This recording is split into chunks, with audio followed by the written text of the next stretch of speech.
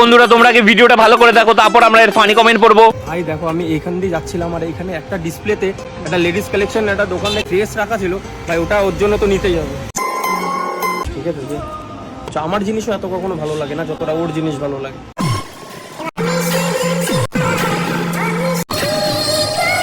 तो चलिए शुरू करते हैं। ছাপড়িটাকে জামার বদলে একটা মাস্ক গিফট করা উচিত ছিল। অনেক টাকা থাকা সত্ত্বেও সরকারি মাস্ক পরেছি, লজ্জা লাগে না? প্রথমে ভাবলাম চুল পেকে গেছে, তারপর দেখলাম না, এ তো শালা চুলে হাগার মতো কালার করেছে। দুটোই ছাপড়ি। মেয়েটার কি মা বাবা নেই? সব সময় ডাকলে দেখি মেয়েটাই দরজা খোলে। ডিসপ্লেতে যেটা ছিল সেটা তো না, টাকা বোধহয় কুলিয়ে ওঠেনি। বাঙালি আম্বানি তো, তবে এই ড্রেসটা মাস্কের সাথে ম্যাচিং হয়ে গেছে, ভালোই লাগবে।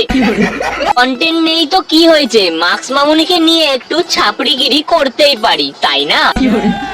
বলছি, তুমি কোনোদিন ওর মুখ দেখতে পেয়েছো? সব সময় তো মাস্ক পরে থাকে, নাকি মাস্ক দেখেই প্রেমে পড়েছো? আরে ভাই, মুকেশ আম্বানির চুল কালার করেছে। মাস্ক মামুনির কি আর মাস্ক নেই? কেউ ওকে একটা মাস্ক দাও। ড্রেসটা কি বিচ্ছিরি লাগছে।